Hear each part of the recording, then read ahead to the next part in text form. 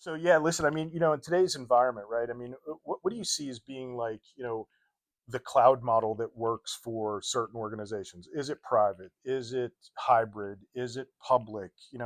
I know we at Data Strike across our customers, have multiple different platforms. Where do you see people kind of like driving forward in that market? Yeah, it's a great question. It's really a tough question, right? Because every business and every organization has unique needs that are going to position them to think that they need to stay private, right? And oftentimes that's you know that can go into its own direction, right? Of are you do you have contractual clauses or for certain data Right. residency, or because really when you look at the public cloud, the controls are there. There's Hmm. no reason, when you look at like some of the three-letter agencies, they're running workloads in public cloud today. It might be in some of the gov space, but it's still Sure. in the public cloud and not in their own data center. So I think that's one thing to consider.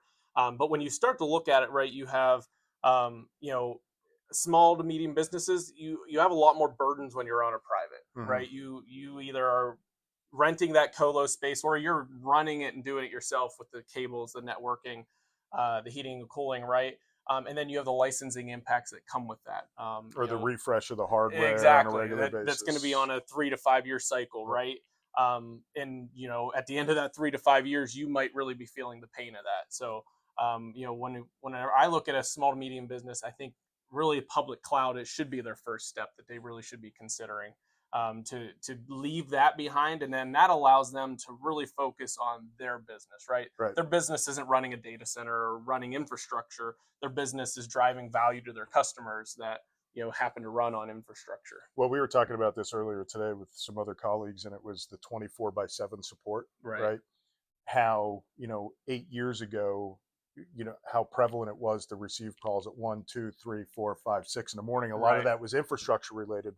Well, what we see with people that are in the public cloud, a lot of that infrastructure need and of 2, 3, 4 o'clock in the morning calls has gone away Right. because the public cloud environments make you stay at a certain release point of your software. There's the Exactly. patching, all of that kind of Right. stuff that you didn't necessarily worry about, or you worried about a lot if it was on prem Right. and you had to have a lot of people around to service that. So Exactly. Or in that case too, right? You only have so many resources on prem. right. Where in the cloud you can, hey, I know I have that indexing job that runs at 2 a.m. I can scale up for it.